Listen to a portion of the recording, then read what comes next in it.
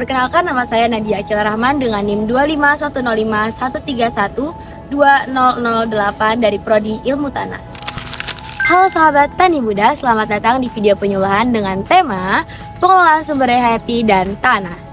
Tanah dan sumber daya hayati merupakan anugerah Tuhan yang luar biasa.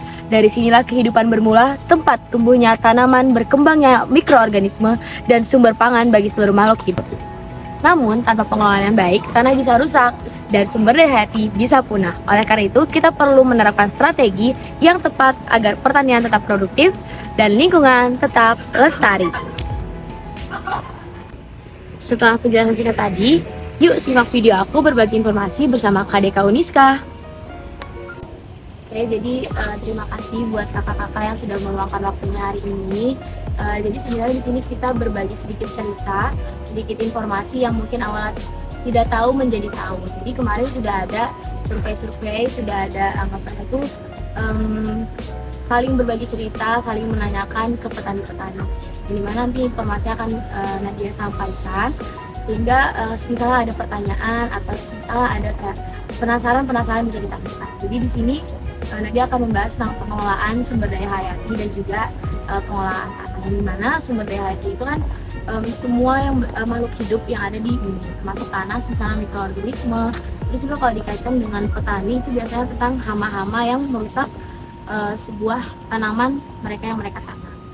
Kemarin di saat survei ke petani-petani, mereka menyebutkan bahwa hama itu lumayan berpengaruh kepada padi yang mereka tangkap. Dimana kemarin sempat gagal panen juga, dan ada juga beberapa yang berhasil panen. Nah dari sinilah kemarin petani itu muncul, yang dimana yang awalnya padi itu karena gagal panen, jadi kan nggak bisa untuk diperjualbelikan, dikonsumsi, sehingga dari jerami-jerami padi itu dibakar sama mereka dan akhirnya menjadi pupuk alami untuk tanah tersebut. Nah dari sinilah anggapannya itu bisa dibilang letak pengelolaan sumber daya hayatinya dapat, tanahnya juga dapat. Dan sumber daya hayati juga yang biasanya hama-hama itu bisa dijadikan untuk pakan-pakan ternak. Itu saja penjelasan dari Nadia. Sekiranya misalnya kakak-kakak ada umpan balik atau ada pertanyaan bisa ditanyakan. Kalau boleh tahu nih, jenis apa aja sih yang merusak tanaman? Nah kalau kemarin dari petani itu ada kalang buah untuk yang terdeteksi di sawah-sawah mereka. Jadi mereka akhirnya setiap pagi tuh mengambil satu-satu, karena katanya kalau pagi-pagi itu kalang buah atau keong mas yang bisa kecil-kecil itu muncul di saat pagi hari. Terus kalau untuk yang kan berbuktinya panas itu apakah berpengaruh ke semua tanaman atau kayak tanaman-tanaman tertentu aja yang rusak? Nah kalau misal pupuknya itu bakalan berpengaruh besar atau rusak itu ketika berlebihan, dimana biasanya ada kadar-kadar atau ada batasan-batasan tertentu di tanaman atau tanah untuk menyerap dari pupuk-pupuk tersebut dengan kandungan-kandungan. Kakak udah cukup ya? Terima kasih banyak kakak sudah meluangkan waktunya. Semoga setelah ini bisa selamat di jalan sampai tujuan, dan semoga kita bisa bertemu lagi di lain hari. Terima kasih. Terima kasih juga. Gimana teman-teman tadi setelah aku berbagi informasi? Tapi kali ini ada sesi berikutnya nih, yaitu sesi sedikit tanya jawab bersama kakak-kakak dari KDK Uniska juga, tapi yang dari cowoknya nih teman-teman. Yuk lihat. Halo semua, jadi sekarang aku sedang bersama Kak Irfan.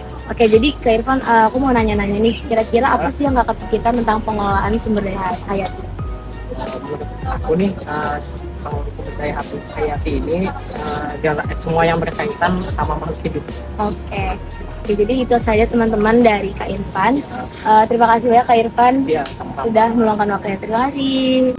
Hai, jumpa lagi. Jadi ini adalah sesi kedua, sesi tanya-tanya sama kakak-kakaknya. Jadi sekarang aku sudah bersama kakak siapa? Kak Fikri. Sama Kak Fikri. Oke, Kak Fikri. Jadi Nadia punya pertanyaan nih. Jadi kira-kira apa sih yang terbayang di pikiran kakak nih tentang pengelolaan tanah? Kalau tentang pengelolaan tanah itu, kalau dari sendiri ya, itu mungkin kayak untuk melestarikan sumber daya alam, terus bisa juga untuk mencegah erosi tanah. Oke, benar-benar. Bener banget nih Kak. Oke deh Kak, terima kasih banyak nih udah mau meluangkan waktu dan bersedia masuk ke frame video Nadia. Oke, Jadi sama-sama. semoga kita dapat bertemu lagi. Terima kasih Iya, Kak Fikri. sama-sama. See you. Dadah teman-teman. Hai, kembali ke sesi 3. Jadi sekarang Nadia sedang bersama Kak siapa? Kak Mirza. Kak Mirza, betul sekali. Jadi Kak Mirza, Nadia punya pertanyaan nih. Kira-kira apa sih yang kakak bayangkan ketika mendengar pertanyaan apa sih manfaat tentang pengelolaan sumber daya hayati dan juga tanah? Manfaat pengelolaan sumber daya hayati dan pengelolaan tanah. Tentunya yang pertama untuk mencegah erosi. Selanjutnya itu bisa menjaga keberlangsungan ekosistem yang ada. Kenapa itu penting? Karena kan kita ini bukan mewariskan kepada generasi selanjutnya, tapi kita ini meminjam dari generasi selanjutnya. Jadi kita penting untuk menjaga itu. Betul sekali. Jadi teman-teman keterkaitan mengenai sumber daya hayati dan juga tanah itu lumayan terikat ya teman-teman. Jadi teman-teman harus bisa menjaga keseimbangan ekosistem dan juga tanah.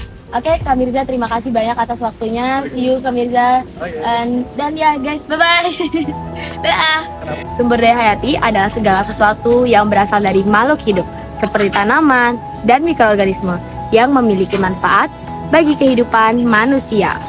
Sedangkan sumber daya tanah adalah media untuk tempat tumbuhnya tanaman yang menyimpan air dan unsur hara penting.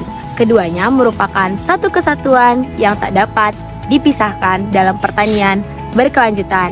Jika sumber daya ini rusak, maka produktivitas akan menurun, bahkan dapat merusak lingkungan. Sahabat tani muda, mari kita mulai perubahan kecil dari lahan kita sendiri. Kelola sumber daya hayati dan tanah dengan baik.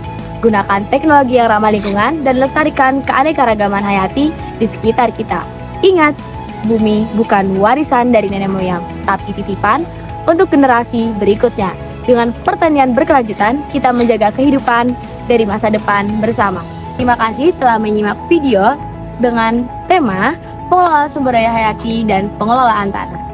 Saya Nadia, anak biasa yang mimpinya luar biasa, pamit undur diri. Wassalamualaikum warahmatullahi wabarakatuh.